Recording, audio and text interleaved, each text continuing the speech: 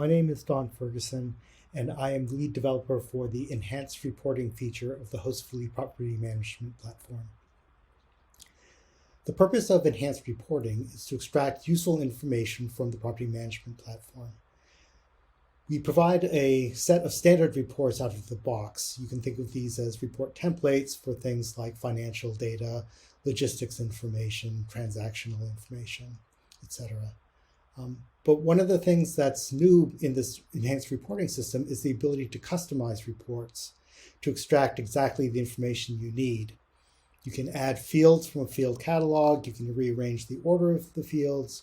You can change the column headers, of course, and you can change the calculations. There are formulas that are used for generating owner statements, for example, and you may have specific needs for your formulas, and you can edit those formulas in the enhanced reporting platform. Furthermore, you can schedule reports for automatic execution to execute at a specified frequency and with the results of the execution shareable with team members or owners. The property management platform contains an existing reporting feature that's been around for a while. That's not what we're talking about today. What we're talking about is similar in the kinds of information that you can get out, but has a variety of new features that people have been asking for. So the new enhanced reporting feature is available off of the main drop-down menu under enhanced reporting.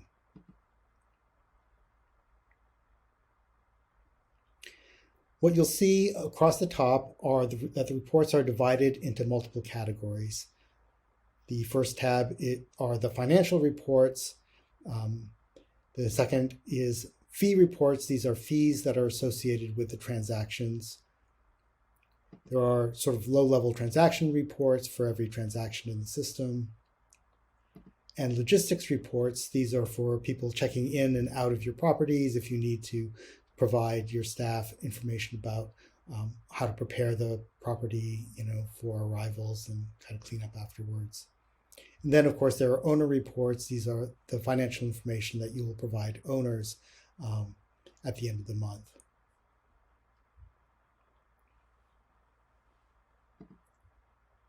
In each report tab, what you'll see are a set of templates, and these are the pre-existing templates that come with Hostfully out of the box. Each report template can be executed or can be modified. That is, you can create a copy of the template and then modify the copy. You can also schedule a report for repeated execution, and then you can view the scheduled reports. When you run a report, press the run button, and in general, it's going to ask you for a reporting period. This is defaulting to the current week, but perhaps you want last week. You would simply do it like that, or you would press, the calendar, and let's say we're specifying the month of December, and we'll run this report. This ran very quickly, may have been too quick to see, but it will give you a progress indicator, and the results of the report will be available in HTML, PDF, and comma-separated value if you need to load the report into a spreadsheet. Then, of course, you can click on the report and you see the data right in place. Let's run a longer report so that we can sort of see the progress indication.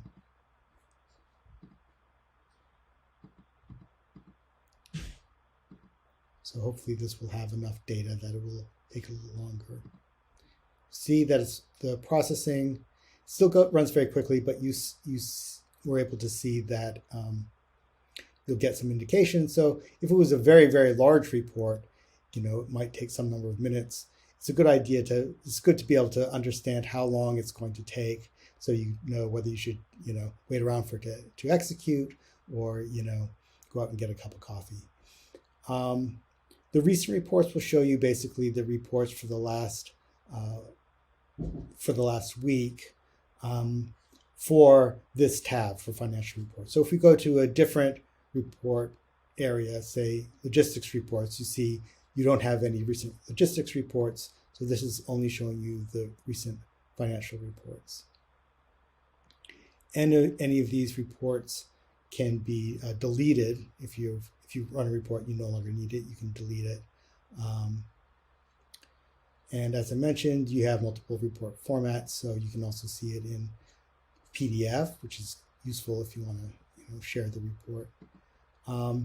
And I can say CSV as well, which case I'm going to get a download in comma separated value.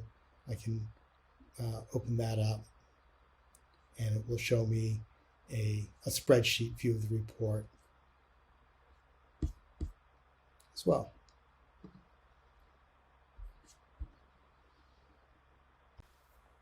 One of the most powerful features of the enhanced reporting feature is the ability to customize reports, to change them to provide the information that you need.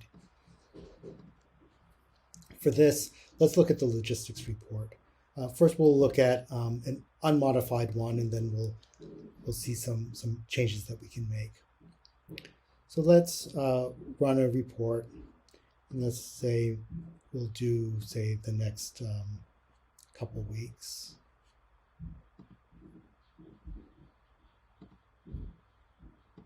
Run this report, runs quickly.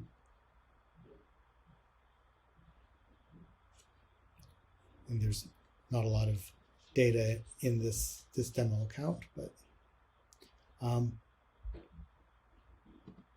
so let's say we decide that we want an additional piece of information. What we want to get out of this report are the notes that are in the stay details for the guests, because sometimes an agent might put some information like you want, like there's a special event and you want to have a cake ready for the guests when they arrive because it's their anniversary or something like that. So let's create a custom logistics report, call it logistics with notes. And this is going to be basically a copy of that template, and we're going to make some modifications to it. So what you see here is this is the name that I've given the report, and later when we go back to run the report, it'll have this name associated with it. And by default, it has the same columns as the existing report, but maybe we want to change some of that information. Let's say this field is one that we don't actually need. We can drag it and drop it in the trash, and then you see that it goes away. The save button becomes live when I modify the report. That tells me that I can now save the changes, or if I go back without saving the changes, then they'll be discarded. I can rearrange the field. So let's say I want the date and time really to appear first. You just drag and drop the columns, and that will change the order of columns when I actually run the report. If I select one of these fields, it'll show me the specification for that field, and there are various things I can change here. So let's say I want to change this to just, rather than saying property internal name, just say property name. We'll say edit to edit that field, and then we'll just edit this, and then we'll save it. You'll see it's changed up here as well.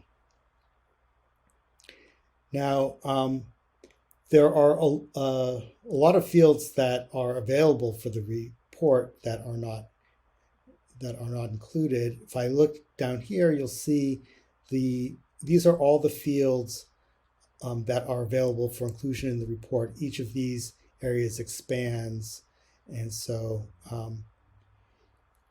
if you, let's say I want in this case to get the notes that are associated with the guest, I could either look, look through all of these fields to find them, or I can do a search. In this case, I'll do a search. There's a notes field right here, notes, and we'll drag that from the field catalog and drop it in the report. So now I've added a field to the report, which is the notes field from the Stay Details tab in the pipeline. So let's now save this report. And to go back and run it, you'll see that this is the navigation to take you back to the set of reports. And you'll see that there's now a new report, Logistics with Notes, which we can run. And we'll run that. Let's give it a bigger time window and run the report. Okay, this time I had more data because I gave it a longer period.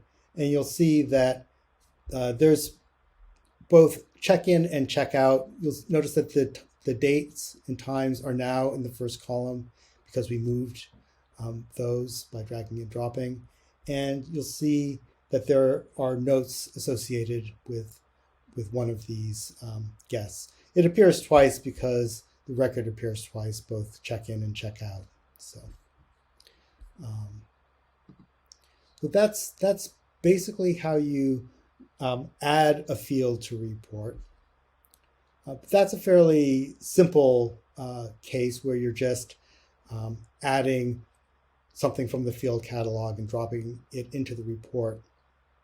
But there are more complicated things that you can do as well. So let's modify one of these financial reports, and we'll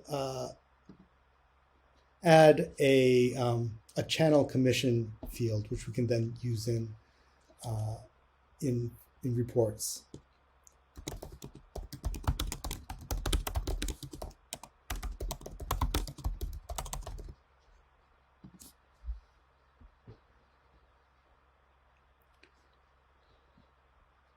So there is an idea of formulas in the custom reporting, in the enhanced reporting feature, and these formulas may be simple. In this case, rental tax. The column is tax, and the internal field name is order taxes amount, and this is the formula. Rental taxes plus order fee tax plus cleaning fee tax. And we could edit this formula if we wanted to, and we could, let's say we don't want to include cleaning fee tax, we could, change the formula like that and save it, and that would change the calculation for that field.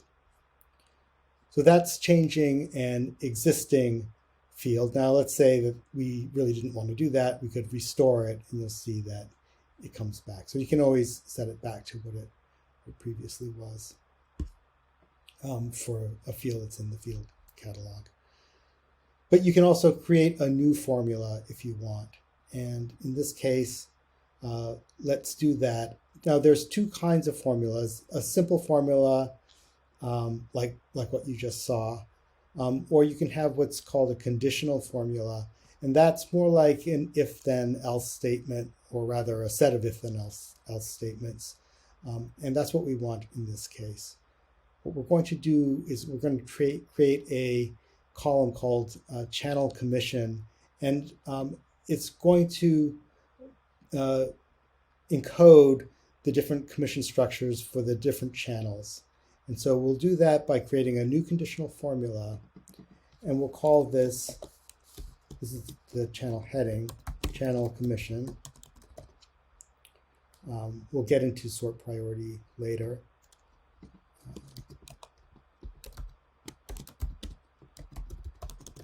The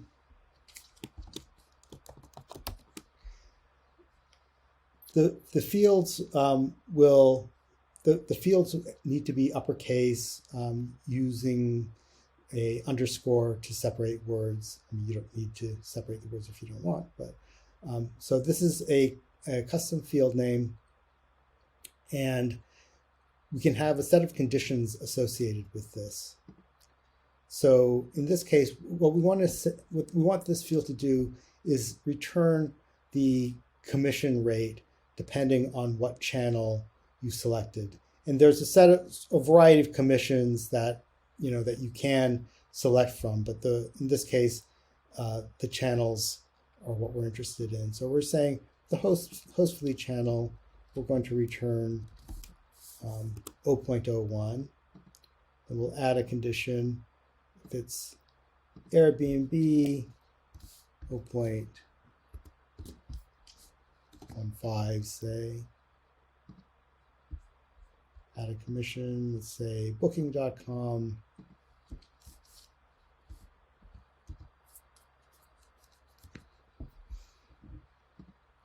Then you can have, if you want a default that says, if it isn't any of these three things, then return 0. You can do it like that. There's another thing, which is a formatter. You can specify different, if it's a number, a percent, or currency, you can have different formatters for that. And lastly, you can specify whether you want the total of this field to appear as a subtotal on the bottom of the report. We don't want that for this case, so we uncheck that and save it. So it tells you that a new formula has been added to the report, and what you'll see is that this thing has automatically been added at the end. So let's save this and go back to execute the report to see if you actually get data in that column. I'll say one thing here. If you make a mistake in the formula, you may run a report and you'll get, instead of getting a number as a result, it'll say NaN. And what that stands for is not a number. We call this calculation engine to do the math, and that's what it returns if it can't perform the calculation. And usually it may mean a typo in the formula. So if you see NaN instead of a valid value, that's an indication that there was probably a typo of some sort in your formula. So let's run this report, and we'll give it a couple months of data to work on. And so this, you'll see it has the title of the report that we named it, and then shows you the date range. So you'll see that the channel commission has been displayed here, and and for the channel was Airbnb, I'm guessing, since it says 0.15, whereas the channel was Hostfully here. We could double check that by including the channel name in the report as well. So why don't we do that, and we'll furthermore perform a calculation that uses this variable that we've created. So now what we're going to do is we're going to customize this report to make some modifications to it. And one thing we want is the channel name. You can type CHAN, and you'll see that there's a field called channel name in the channel section. So yeah, that's what we want. Let's just put it right next to channel commission. And maybe we'll change the heading just to channel, like that. And now let's do a calculation and say that,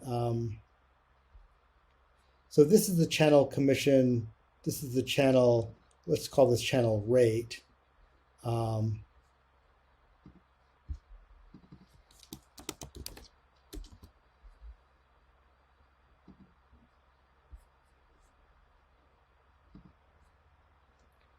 and then we'll create a new formula. In this case, it can just be a regular formula. It doesn't have to be conditional. And what we're going to do is we're going to multiply the let's say the total times the channel rate.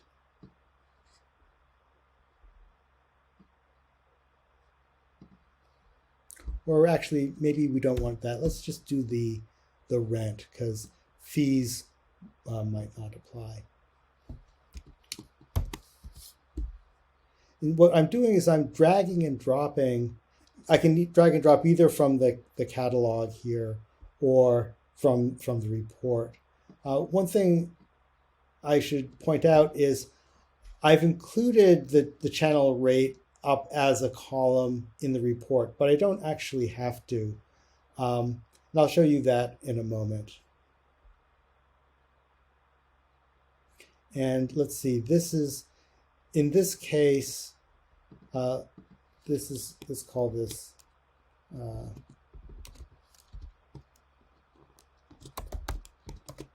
channel rent commission, probably a bad name, but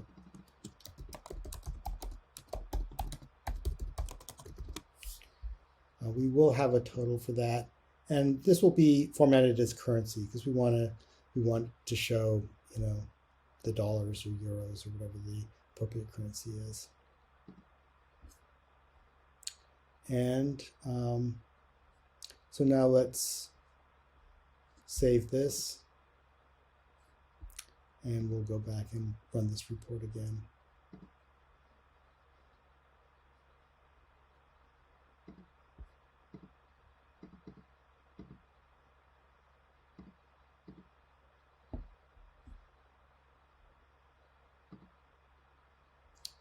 So you see that now there's been a calculation, 0.01 times. We just decided it was against the rent, so 36 is what we came up with.